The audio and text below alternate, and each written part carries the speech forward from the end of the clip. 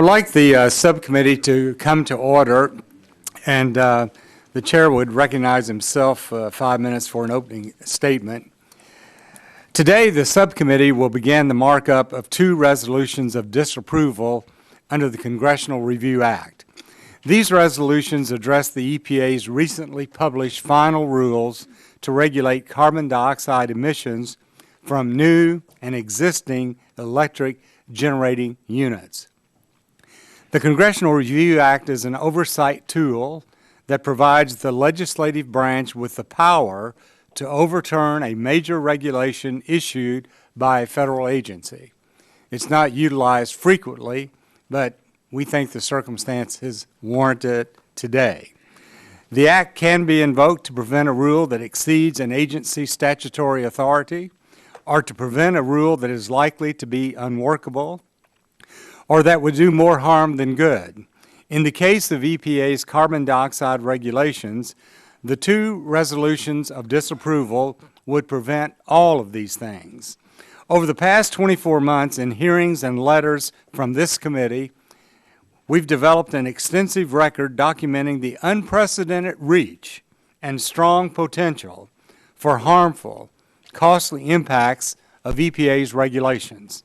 Based on this oversight, these resolutions are necessary for protecting ratepayers, the reliability of our electricity supplies, and our nation's global competitiveness.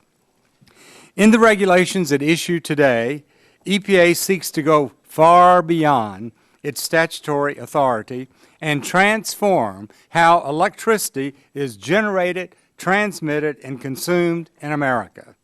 There is nothing in the Clean Air Act provisions used to justify the rules that suggest such sweeping agency actions are authorized.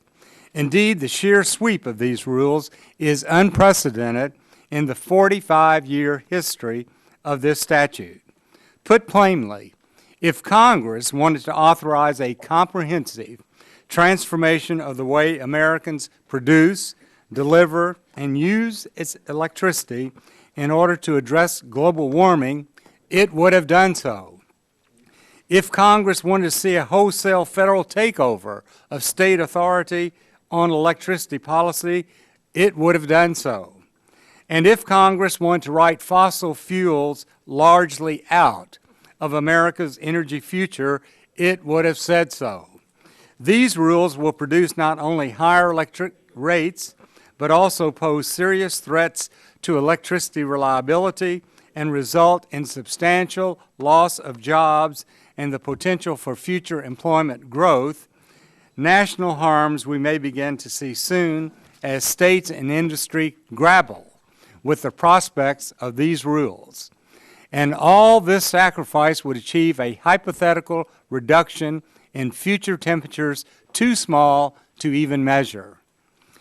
These rules, moreover, go well beyond traditional source performance standards authorized in the statute and seek to force states and utilities to make potentially irreversible decisions and investments now. In the guise of the EPA's new and expanded definition of what standards it can require, the agency has created a compliance schedule and complicated incentive scheme that locks states into making expensive and far-reaching choices concerning their electricity systems as soon as possible before the long-term implications of these decisions can be evaluated or the long-term implications of EPA's regulatory overreach can be understood. We're disappointed that EPA and this administration have shown no interest in even having a discussion about delaying these extreme rules. Most legal authorities around the country say that this action far exceeds the legal authority set out in the Clean Air Act. So Congress has no option available except to utilize the Congressional Review Act on top of the multitude of lawsuits that have been filed. We would not be doing this today except for the administration showing consistently that it's unwilling to work with us on this important issue. And with that, my time has expired, and I'd like to recognize the gentleman from Illinois, Mr. Rush, for his 5-minute opening statement. Thank you, Mr. Chairman. Mr. Chairman, precisely 1 week ago, the American Academy of Pediatrics released a policy statement stating that climate change was having a disproportionately negative impact on the health of our children, your children, my children. In the policy statement released on October 26, 2015, the AAP notes that there is broad consensus among scientific organizations and climatologists that the ubiquitous effects known commonly as climate change are the very result of contemporary human activities. The report goes on to say that according to the World Health Organization, more than 88% of the existing burden of disease attributable to climate change occurs in children younger than 5 years old. The AAP states that infants less than 1 year of age are uniquely vulnerable to heat-related mortality, with one study projecting an increase in infant heat-related deaths by 5.5% in females and 7.8% in males by the end of the 21st century. Additionally, the study says that the high rates of post-traumatic stress disorder symptoms have been found in children following climate-related disasters, including hurricanes and floods. Mr. Chairman, scientists, climatologists, doctors, and experts have been warning us for years now that we are nearing a tipping point in regards to being able to put in place measures to mitigate the worst impacts of climate change.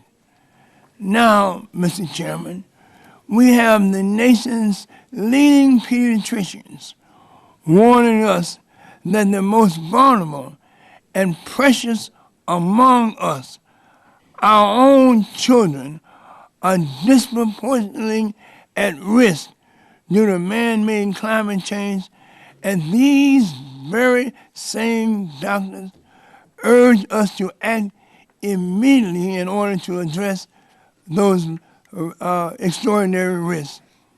Mr. Chairman, let me ask the question. What other warning, what other alarm, what other notices can the majority side possibly be waiting for before they decide this is an issue that deserves our fullest attention?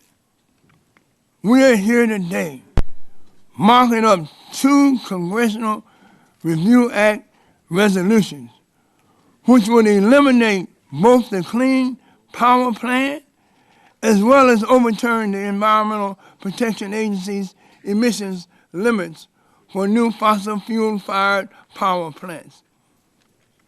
At a time when doctors are warning us to do much, much more to protect our children from climate change. Yet we are here trying to undo the work of the very agency that is most responsible for protecting our air, our water from harmful pollutants. Mr. Chairman, what can we do? Shall we beg, plead? What can we do to get you to hold a hearing as soon as possible so that these doctors who are responsible for the AAP policy statement can come before this subcommittee. What must we do? What can we do? How can we influence? How can we get you to move on having a hearing?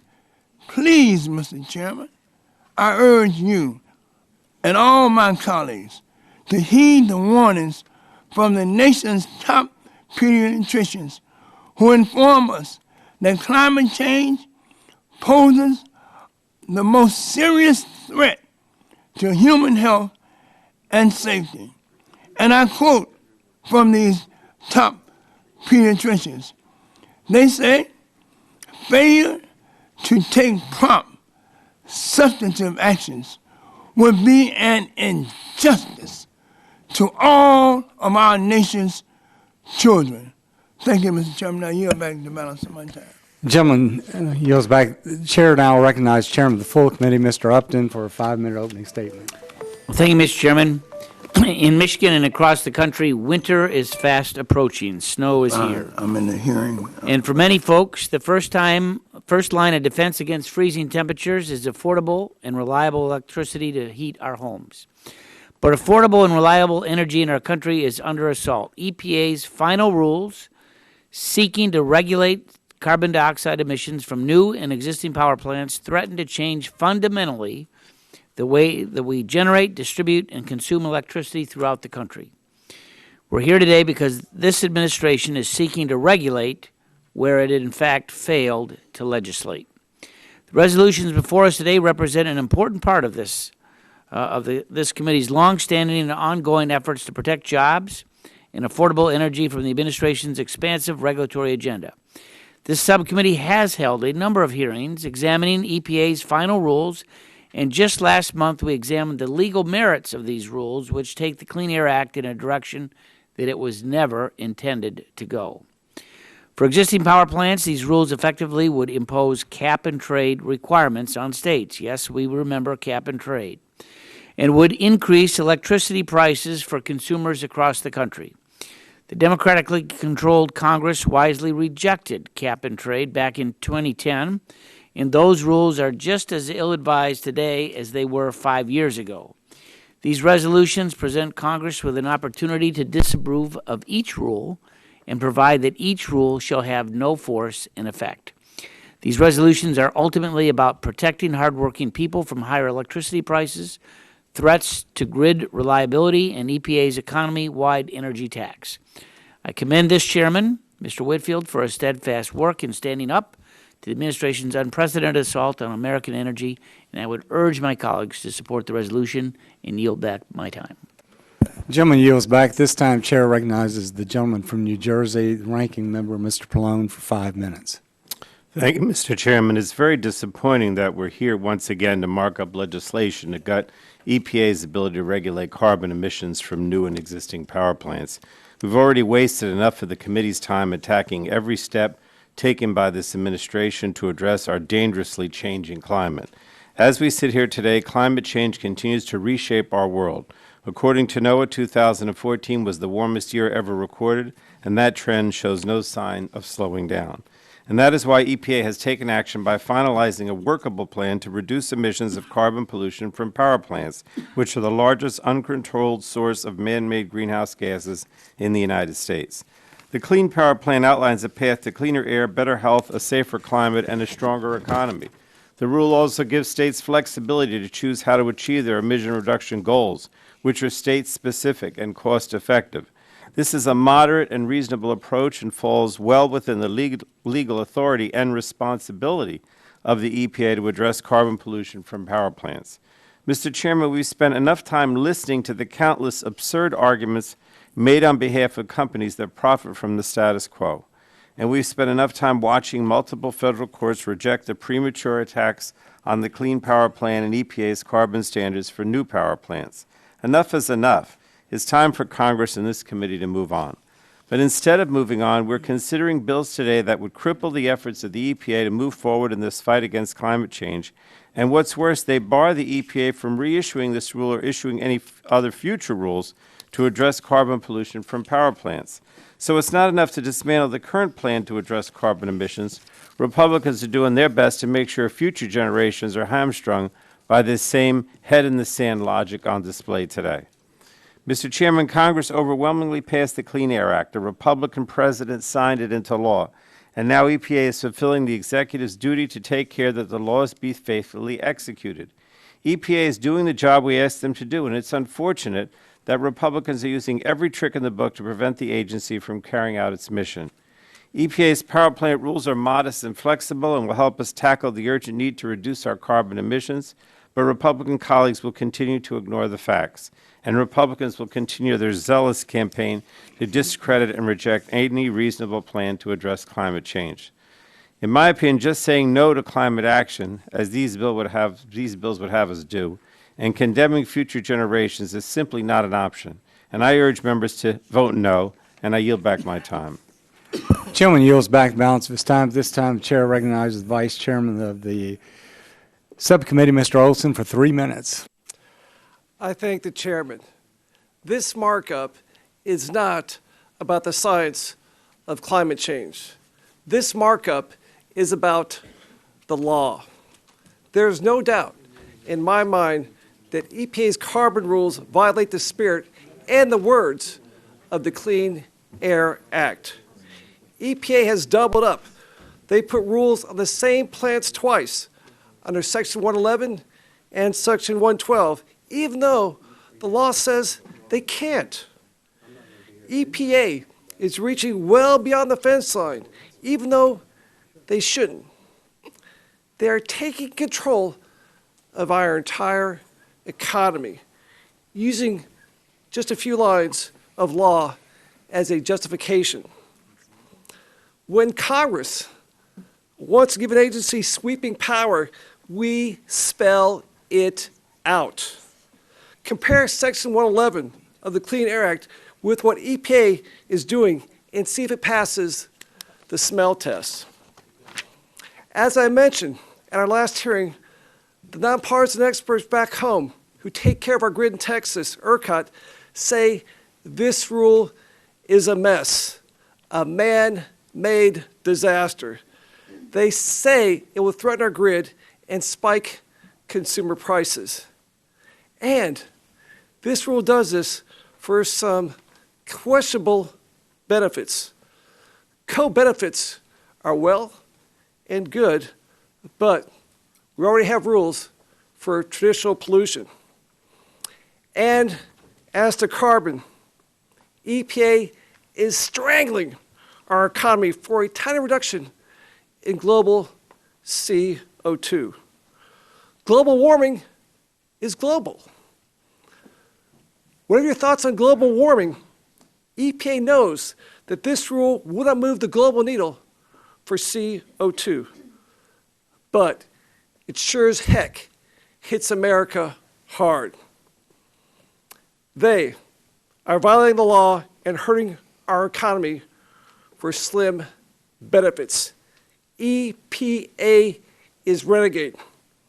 In Texas, if we have a renegade bull, we grab a lasso and bring that bull down. The CRA is our lasso. Let's pass it and get control of the renegade EPA. I yield back. Gentleman yields back. The chair recognizes Mr. McNerney for 3 minutes. Thank you, Mr. Chairman.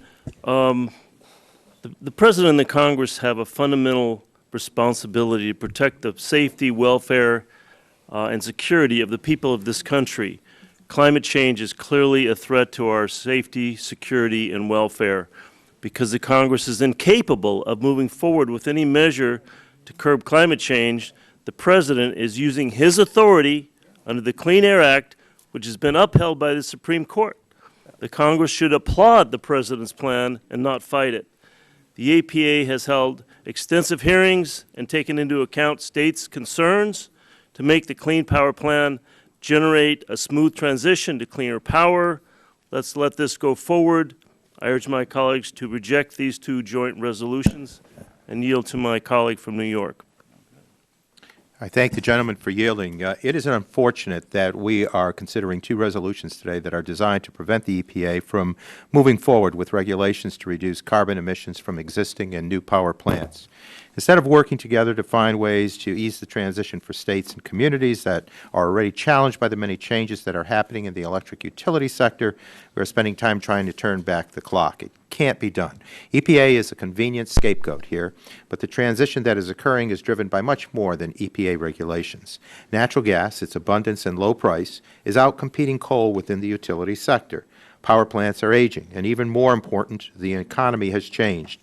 Many of the older plants are located in areas that once had far more demand for electricity, demand from large manufacturing plants and heavy industry.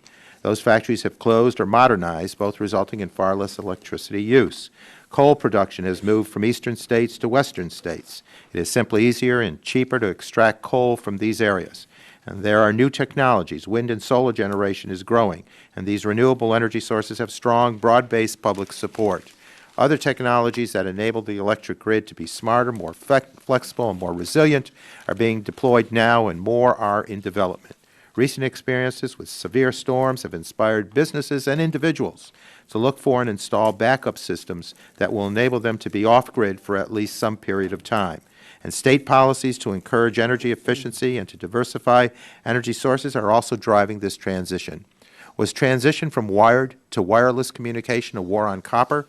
Was the transition to the automobile a war on horses? No, of course not. These transitions offered tremendous benefits and new job opportunities, but they also destroyed jobs and displaced individuals, families, communities, and businesses. Chairman Whitfield, you and Representative McKinley and a number of our other colleagues continue to speak, and rightfully so, passionately for the workers, families, and communities that are being hurt, and who will continue to be hurt by the loss of jobs in coal mining and in the utility sector as older plants close down. I agree that these people who have dedicated their lives to providing us with reliable power deserve a lot more than a pink slip. But we do these people no favors by promising job security that the economy will no longer deliver. They need real alternatives, not just job training and short-term assistance, but good-paying job opportunities that will allow them to provide for their families. Historically, we have assumed that with some job training and short-term assistance that new jobs would replace old ones. I don't think this assumption is still true, not for this industry or for many others in manufacturing and other sectors. This is a problem we are doing far too little to address, and stopping these regulations will not solve this problem. EPA's regulations are playing some role in driving the change we see. That is true, but the agency is doing what Congress directed it to do on behalf of our people, to act in defense of public health and the environment. The agency is responding to the overwhelming evidence that our heavy reliance and usage of fossil fuels has altered the Earth's atmosphere and the trajectory of its climate. Will these rules and the United States action alone solve this problem? No, but as the world leader and the most technologically advanced nation in the world, we should demonstrate that this problem can be solved. These rules will deliver substantial benefits to our society, and they will move us in the right direction. Change in the climate already is underway. We need to show the momentum of this change to give ourselves and all other nations an opportunity to adapt to the changes that are coming. And with that, I would just strongly urge that the Clean Power Plan continue to guide us forward as we move from the dark ages. With that, I yield back. The Chair now recognizes the gentleman from Ohio, Mr. Latta, for 3 minutes. I thank the Chairman for holding today's markup to stop the advancement of the President's Clean Power Plan. I have multiple concerns about the EPA's recently finalized rules regarding the regulation of greenhouse gases at both new and existing power plants. These resolutions of disapproval, which I am a co-sponsor of, are important for us to advance so that these rules have no force and effect. Many states, including my state of Ohio, believe that there are legal challenges to the Clean Power Plan and have joined together in the lawsuits. While these challenges begin, it is vital that Congress also act to stop these rules from going into effect. When it comes to the numbers set for Ohio, the final rules are stricter than they were in the draft form, which only intensifies the concerns I've had about our grid reliability. If plants are shut down in order to comply with the final rule, but new infrastructure, including generation, transmission, and distribution, is not up and running, reliability issues will affect the entire country.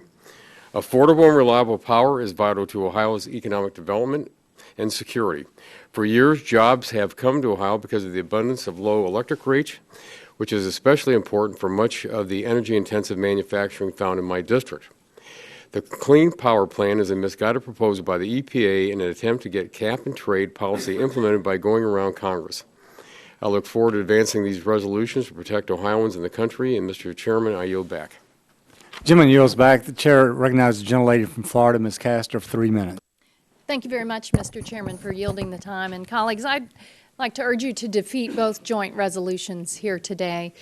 The cost and the impacts of the changing climate demand the attention of the U.S. Congress. In fact, it demands very bold action. And unfortunately, the Republican majority is doing the opposite, ignoring the problem. And in doing so, what is going to happen is you're going to heap cost, enormous cost, on the people we represent back home. And let's go through a few of those. In Florida, we're already seeing the impacts of the changing climate. We're not unique. You look at the extreme weather events all across the country. That is going to prove to be very costly, and it's going to grow over time. So that's going to require folks back home to pay higher property insurance rates to cover extreme weather events. It's going to require the United States Congress to address emergency aid like we had to do with Superstorm Sandy and tornadoes, and that's just going to escalate. What I see in local governments in Florida is they're having to ask the taxpayers to pay more in property taxes and stormwater fees so they can retrofit drainage systems, stormwater, water and wastewater systems. We're a tourism state. We get money when folks like you during the winter come and enjoy our beaches. What we're going to see over time is greater costs for beach renourishment. And not to mention the electric bills that will go up as the summers get hotter and hotter. We heard testimony in this committee, and everyone should understand the extensive scientific studies that have been done, that reduction in carbon pollution will have great benefits, health benefits, environmental benefits, and economic benefits. And I'm grateful that President Obama has been proactive. Our country has been the world leader, as we would expect it to be. And EPA has been particularly flexible with states and communities in developing the Clean Power Plan. So I'd like to urge you to defeat these joint resolutions today. Instead, let's focus on unleashing American ingenuity. Let's spur innovation. Let's figure out how to encourage and incentivize energy savings so we can save our constituents money on their electric bills. Let's figure out how to broaden the reliability of the grid through renewables, solar, wind, and the new forms of energy. We can do this. This is the United States of America. We can take on these great challenges. But unfortunately, if you pass these resolutions here today, you're saying, no, we're not up to that task. I think that would be unfortunate. I yield back my time. Chair now recognizes the gentleman from Texas, Mr. Flores, for 3 minutes. Thank you, Mr. Chairman, for holding today's markup. Mr. Chairman, as I visit with students in Texas to farmers in Ohio, I ask each of them, what's the most important issue facing America today, whether it's DASH or national security or China or cybersecurity. The one item that always comes in dead last when I ask these audiences is climate change. Clearly, there's a huge disconnect between our friends on the other side of the aisle and the President and the rest of America on this particular issue. After the Democratic House passed cap and trade in the summer of 2009, I was gravely concerned that these policy proposals coming out of Washington were positioning our country to be a huge exporter of American jobs to other countries. And so I ran for Congress because of that, to protect America's future, and because Washington desperately needs real-world solutions from job creators, not from bureaucrats. A national tax on energy. Policy changes of this magnitude should be debated and enacted by Congress.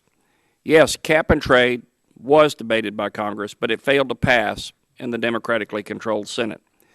This rule tries to come up with a backdoor way by the EPA of doubling down on cap and trade through executive overreach. And what's most important, when you listen to the other side of the aisle, let's say that this rule will totally change everything when it comes to climate change. But this expensive rule will not even have a measurable impact on actual climate, because this rule, according to the EPA, will not even lower global temperatures by, actually it'll lower global temperatures by less than 0.02% of a degree Celsius.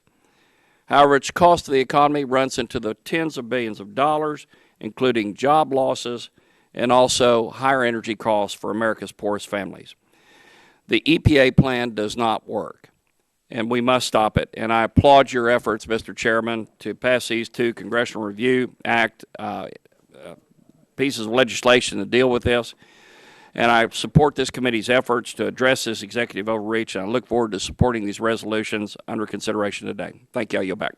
Gentleman yields back, and at this time recognize the gentleman from New York, Mr. Engel, for 3 minutes. Thank you very much, Mr. Chairman. You know, if people polled the average person thousands of years ago, they might all think the Earth is flat, but it isn't. And people today can deny climate change, but the fact is it's happening. And I would say that my constituents talk to me all the time about climate change. They're very, very concerned about it. And I think we make a big mistake if we put our heads in the sand and pretend it isn't there. We cannot continue to deny the existence of climate change. The two disapproval resolutions before us today seek to use the Congressional Review Act to strike the Clean Power Plan from the books. That is a mistake. I understand the need to try to preserve jobs, and we really need to do that, and we should do that, but we shouldn't do it by denying climate change. It's real, it's getting worse, and we have a responsibility to respond. The United States accounts for roughly 16% of the world's annual greenhouse gas emissions. The global price of inaction is dire. Citibank recently found that investing in low-carbon energy to address climate change would save the world $1.8 trillion through 2040, but not acting will cost an additional $44 trillion by 2060. Leaders from our most prosperous industries, and these are industry leaders, these aren't bleeding heart left-wingers, they have been calling on the United States and other countries to support strong action on climate change, and specifically to embrace ambitious emission reductions at the international negotiations in December. Specifically, 81 of the largest companies from across the American economy recently signed a pledge recognizing that, and I quote, "delaying action on climate change will be costly in economic and human terms," unquote, and supporting, and here again I quote, "a climate change agreement that takes a strong step forward toward a low-carbon, sustainable future," unquote. Again, these are the largest companies in America. This is what they're saying. This pledge comes on the heels of open letters from the CEOs of some of America's largest food and beverage companies and some of America's most important banks and financial services companies, also encouraging leaders from the United States and around the world to reach a meaningful global emission reduction agreement. The United States has pledged to reduce its emissions by 26 to 28% below 2005 levels by 2025. The Clean Power Plan is an important step to help us meet these targets. So I urge my colleagues to stand with American businesses, to accept the work of our scientists, and to oppose the disapproval resolutions before us today. Thank you, Mr. Chairman. I yield back. Gentleman yields back. The chair at this time recognizes the gentleman from Oklahoma, Mr. Mullen, for 3 minutes. Thank you, Mr. Chairman. The future of our country depends on all the above approach to energy production, an approach that does not eliminate traditional energy sources, but rather uses nations' resources effectively while also protecting the air we breathe, the water we drink, and the land on which we raise our families. The two rules in question threaten our ability to implement the all-the-above approach to energy that is critical for the affordable prices, a strong economy, and energy independence. Ozone levels have dropped by 1/3 since 1980, but yet the EPA continues to push regulations that threaten the jobs and the economy and the growth that this country has, and puts the reliability of our electric grid at risk. While this administration continues to say no to American energy, we need to say yes. That's why I applaud Chairman Whitfield for introducing these resolutions, and I give him my full support. Chairman, I'll yield back. Gentleman yields back. Chair recognizes the gentleman from Pennsylvania, Mr. Doyle, for 3 minutes. Thank you, Mr. Chairman. The Clean Power Plan released by the administration in August of this year clearly isn't a perfect set of rules, and there are certainly winners and losers. For states that disproportionately rely on nuclear power, The rule presents some obvious challenges. States were not awarded credit for this source of zero carbon power in calculating their carbon reductions, and relicensed plants will not count towards states achieving their goals in the future. This presents a real issue for states like Pennsylvania. We need to work to ensure these sources of zero carbon emissions can remain online and provide reliable power for homes and businesses across the country. I'm also concerned by the leakage mitigation policies in the final rule, both from existing to new sources and from state to state. Power doesn't stop at state borders, and we're lucky to have a wide range of power sources in my state. But that doesn't mean that neighboring states should be able to drop their emissions by using power generated elsewhere. However, ultimately, I think the Clean Power Plan represents a critical step forward in the fight against climate change. We need to continue to pursue an all-of-the-above energy strategy, and the Clean Power Plan affords states flexibility in making these important reductions in emissions while ensuring power remains reliable across the country. There are several features of the plan that ensure power remains reliable. States can also, if they choose to, submit multi-state plans under new mass-based programs. And frankly, the Clean Power Plan allows states to develop and implement new policies that make sure we're making responsible decisions about how we use power and where it comes from. I'm confident that my home state's new governor and his team, who are already hard at work, will deliver a state implementation plan that will meet these important goals while ensuring reliable and affordable power, and I look forward to working with them to do so.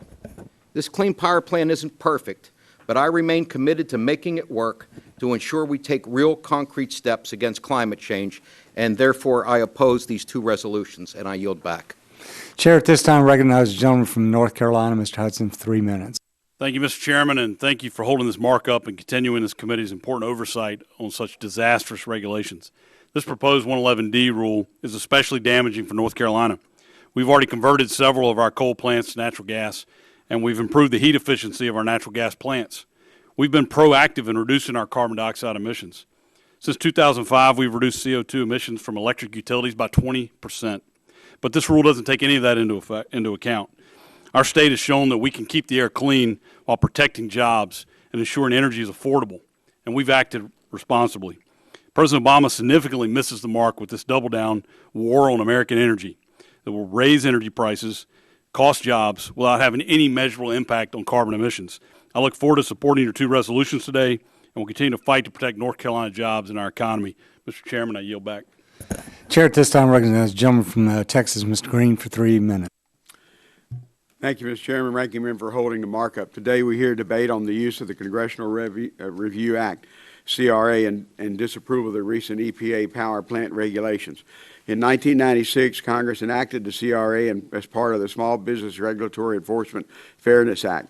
Since that time, CRA has been used successfully only once. In 2001, the Congress passed and President Bush signed a resolution of disapproval regarding an OSHA rule. So for 20 years, it would seem that CRA votes are used more as a partisan club than an effective method of legislating.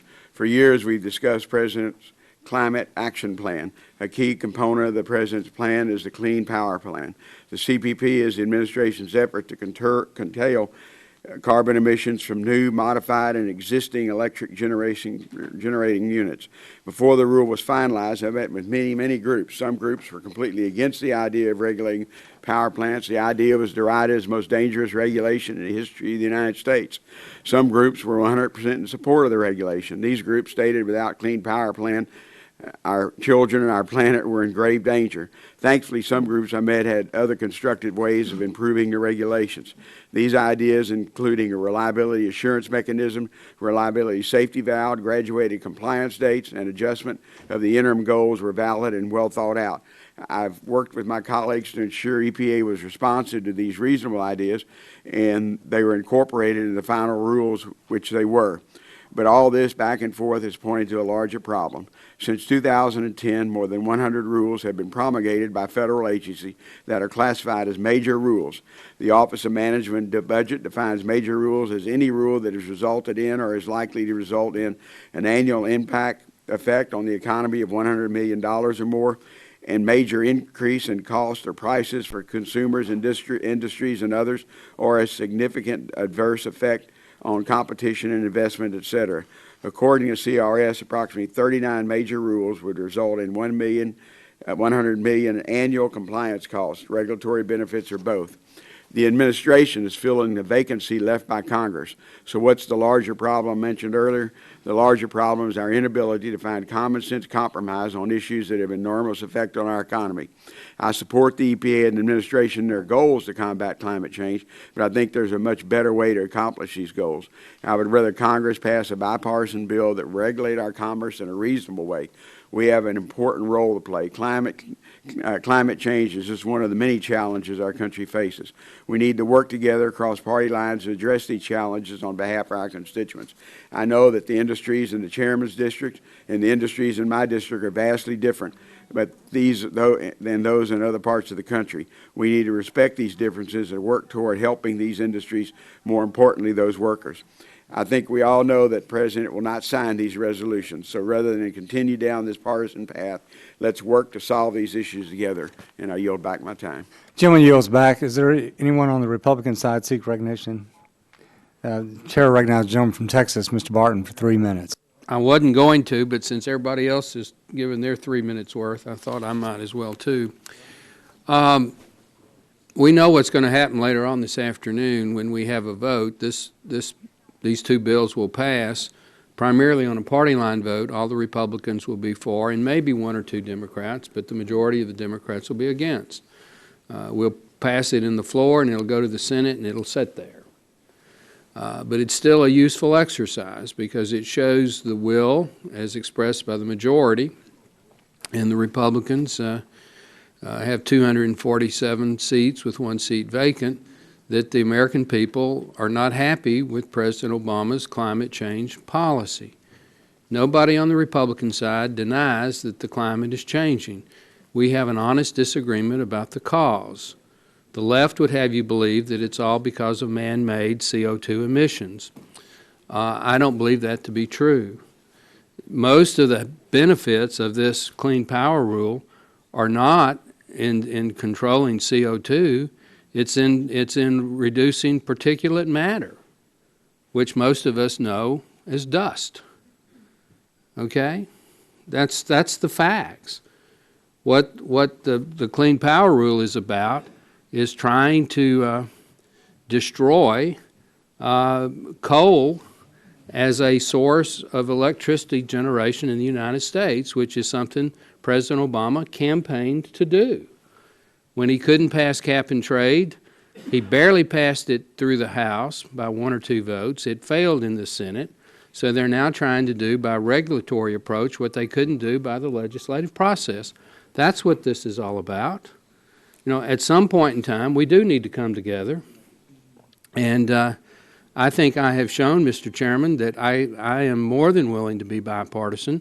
I think Chairman Upton is more than willing to be bipartisan, and Chairman Whitfield and all the other subcommittee chairmen, when we can at least come to a common goal, which unfortunately on climate change it's been so politicized and polarized that it's at this point in time not possible.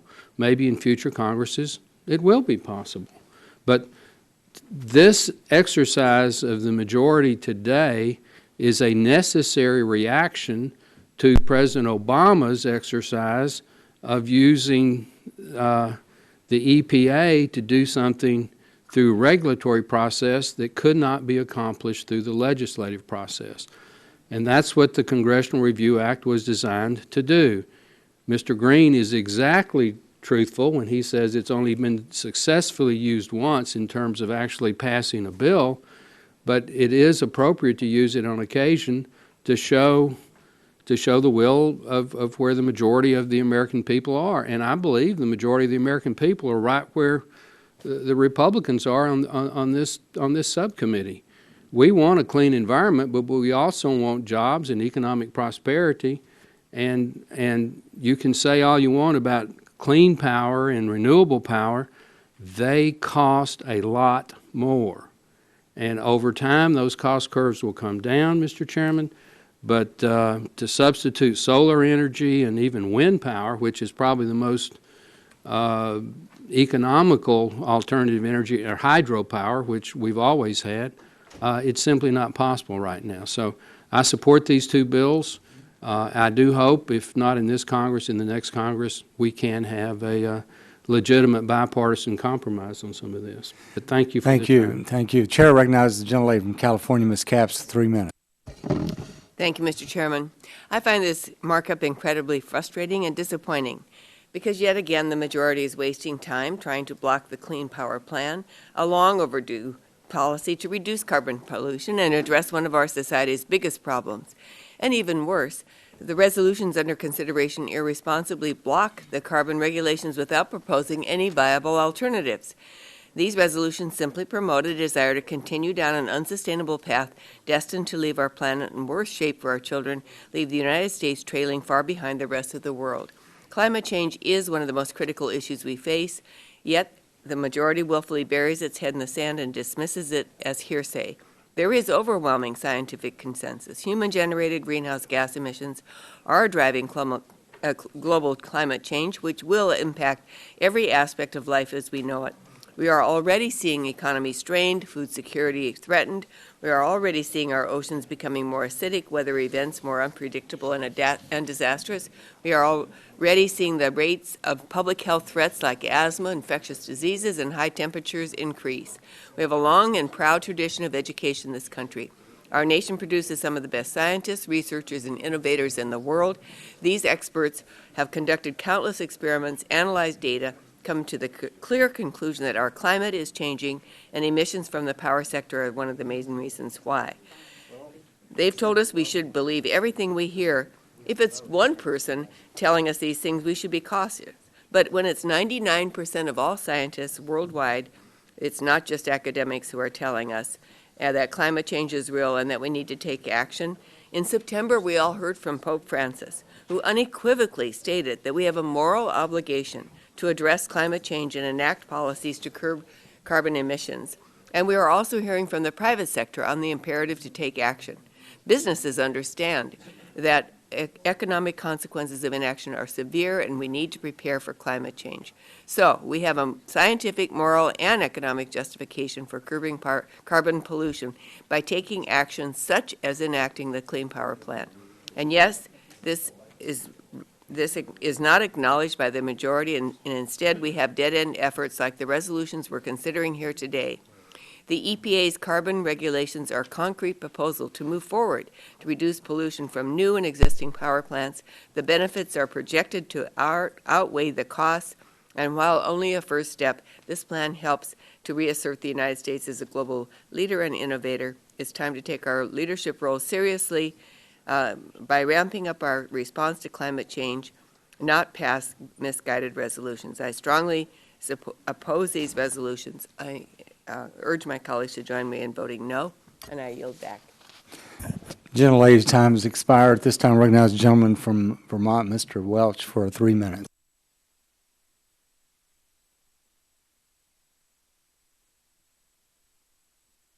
Okay.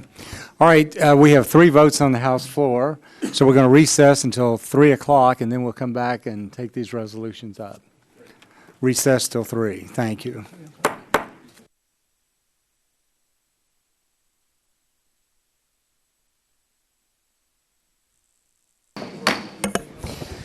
I'd like to, at this time, call the markup back to order. Before we went to the floor for a vote, we had just about completed discussion of the markup of the 2 resolutions of disapproval under the Congressional Review Act. So at this time, I would ask, is there anyone else that would like to make an opening statement, a 3-minute opening statement?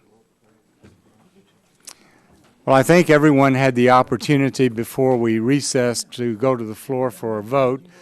So with that, at this time, the chair would call up H.J. Res. 71 and ask the clerk to report. H.J. Res. 71, providing for congressional disapproval under Chapter 8 of Title 5, United States Code, of a rule submitted by the Environmental Protection Agency related to standards of performance for greenhouse gas emissions from new, modified, and reconstructed stationary sources, electric utility generating units. So without objection, the first reading of H.J. Res. 71 is dispensed with, and the joint resolution will be open for discussion. So ordered. So is there any discussion on this joint resolution in addition to what we've already had?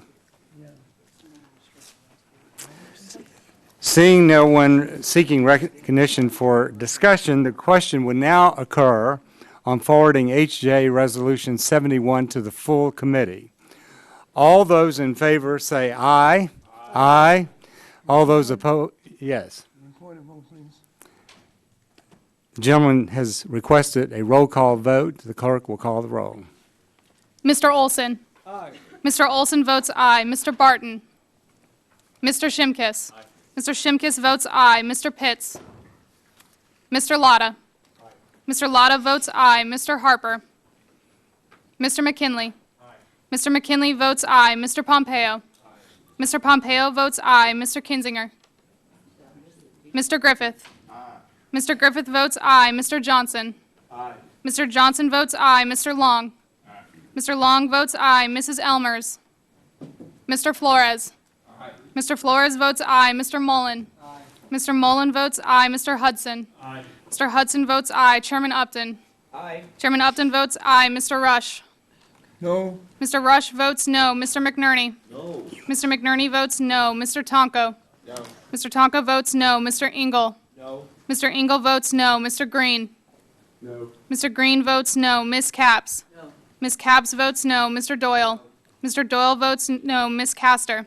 Ms. Castor votes no. Mr. Sarbanes? Mr. Welch? Mr. Welch votes no. Mr. Yarmouth? Mr. Loebsack? No. Mr. Loebsack votes no. Mr. Pallone? No. Mr. Pallone votes no. Chairman Whitfield? Yes. Chairman Whitfield votes aye. Has everyone had an opportunity to cast their vote?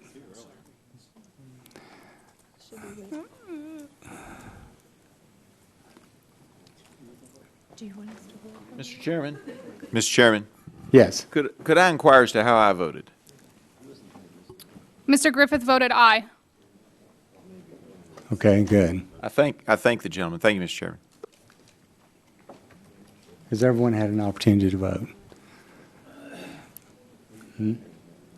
Clerk will report the vote. Mr. Chairman, on that vote, there were 13 ayes and 11 nays. So the resolution is agreed to, and at this point, I would like to call up H.J. Res. 72 and ask the clerk to report. H.J. Res. 72, providing for congressional disapproval under Chapter 8 of Title 5, United States Code, of a rule submitted by the Environmental Protection Agency relating to Carbon Pollution Emission Guidelines for existing stationary sources, electric utility generating units. Without objection, the first reading of H.J. Res. 72 is dispensed with, and the joint resolution will be open for discussion. So ordered. Is there any discussion on the joint resolution? If not, the question now would occur on forwarding H.J. Res. 72 to the full committee. All those in favor say aye. Aye. All those opposed, nay. The ayes appear to have it. The ayes have. Chairman, recorded vote, please. Gentleman asked for recorded vote. Will the clerk call the roll? Mr. Olson? No. Aye. Oh, aye. Mr. Olson votes aye. Mr. Barton? Mr. Shimkus? Aye. Mr. Shimkus votes aye. Mr. Pitts? Mr. Lotta? Aye. Mr. Lotta votes aye. Mr. Harper? Mr. McKinley? Mr. McKinley votes aye. Mr. Pompeo? Aye. Mr. Pompeo votes aye. Mr. Kinzinger? Mr. Griffith? Mr. Griffith abstains. No. Passes. Mr. Johnson? Aye. Mr. Johnson votes aye. Mr. Long? Aye. Mr. Long votes aye. Mrs. Elmers? Mr. Flores? Aye. Mr. Flores votes aye. Mr. Mullen? Mr. Mullen votes aye. Mr. Hudson? Mr. Hudson votes aye. Chairman Upton? Aye. Chairman Upton votes aye. Mr. Rush? No. Mr. Rush votes no. Mr. McNerney? No. Mr. McNerney votes no. Mr. Tonko? Mr. Tonko votes no. Mr. Engel? Mr. Engel votes no. Mr. Green? No. Mr. Green votes no. Ms. Capps? Ms. Capps votes no. Mr. Doyle? Mr. Doyle votes no. Ms. Castor? Ms. Castor votes no. Mr. Sarbanes? No. Mr. Sarbanes votes no. Mr. Welch? Mr. Welch votes no. Mr. Yarmouth? Mr. Loebsack? Mr. Loebsack votes no. Mr. Pallone? No. Mr. Pallone votes no. Chairman Upton, or Chairman Whitfield? Yes. Chairman Whitfield votes aye. So where's Pitts? We need to get him in here. We're going to keep this vote open for a minute. Mr. Chairman, Yes. I'd like to vote aye. Mr. Griffith votes aye. Mr. Griffith votes aye. And Mr. Barton is on his way, hopefully. Mr. Harper is on his way. Mr. Pitts is on his way. Mr. Chairman, over here. Who seeks recognition? Yes. I wonder, I got the earlier direction that we were going to vote at 3, and I didn't get the more recent one. Could I be recorded no on the prior vote unless there's an objection? Just one Chairman. minute. Mr. Chairman, I wouldn't have any objection to that as long as Mr. Pitts is allowed to vote also. Absolutely. Well, okay. Is Mr. Barton recorded on this vote? Mr. Barton is not recorded. Mr. Barton, how do you vote? Aye. I'm on aye. Mr. Barton votes aye. Mr. Kinzinger? Mr. Kinzinger votes aye. Is Mr. Pitts coming? Okay. Is there anyone else on your side of the aisle that would like to vote at this point? Okay, the clerk will report the vote.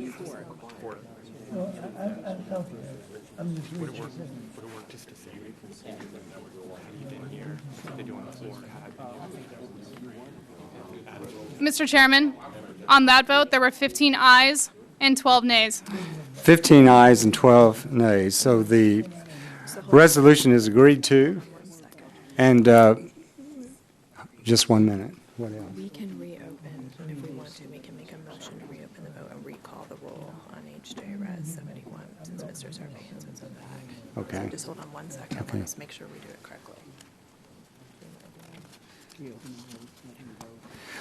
Okay, would you report the vote on this HJ Res 72 once again? Mr. Chairman, on that vote, there were 15 ayes and 12 nays. 15 ayes and 12 nays. So the joint resolution is agreed to, HJ Res 72. Now, because of Mr. Sarbanes' request and the fact that I did, when we recessed, said we would reconvene at 3, and we finished earlier than we thought, I would make a motion that we reopen the first vote and recast the first vote so that Mr. Sarbanes can be included. So if there's no objection, if the clerk would recall the roll on HJ Res 71. Mr. Olson? Aye. Mr. Olson votes aye. Mr. Barton? Aye. Mr. Barton votes aye. Mr. Shimkus? Aye. Mr. Shimkus votes aye. Mr. Pitts? Mr. Lotta? Aye. Mr. Lotta votes aye. Mr. Harper? Aye. Mr. Harper votes aye. Mr. McKinley? Mr. McKinley votes aye. Mr. Pompeo? Mr. Kinzinger? Aye. Mr. Kinzinger votes aye. Mr. Griffith? Aye. Mr. Griffith votes aye. Mr. Johnson? Aye. Mr. Johnson votes aye. Mr. Long? Mr. Long votes aye. Mrs. Elmers? Mr. Flores? Aye. Mr. Flores votes aye. Mr. Mullen? Aye. Mr. Mullen votes aye. Mr. Hudson? Aye. Mr. Hudson votes aye. Chairman Upton? Aye. Chairman Upton votes aye. Mr. Rush? No. Mr. Rush votes no. Mr. McNerney? No. Mr. McNerney votes no. Mr. Tonko? No. Mr. Tonko votes no. Mr. Engel? No. Mr. Engel votes no. Mr. Green? No. Mr. Green votes no. Ms. Capps? No. Ms. Capps votes no. Mr. Doyle? No. Mr. Doyle votes no. Ms. Castor? Ms. Castor votes no. Mr. Sarbanes? No. Mr. Sarbanes votes no. Mr. Welch? Mr. Welch votes no. Mr. Yarmouth? Mr. Loebsack? Mr. Loebsack votes no. Mr. Pallone? No. Mr. Pallone votes no. Chairman Whitfield? Yes. Chairman Whitfield votes aye. Has everyone had an opportunity to vote on HJ Res 71? Okay, the clerk will call the roll.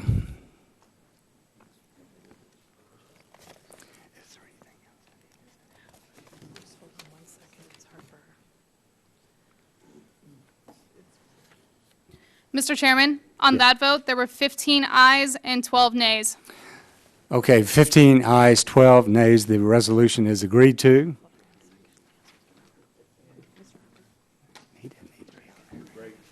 So without objection, the staff is authorized to make technical and conforming changes to the legislation approved by the subcommittee today, so ordered. And without objection, the subcommittee stands adjourned.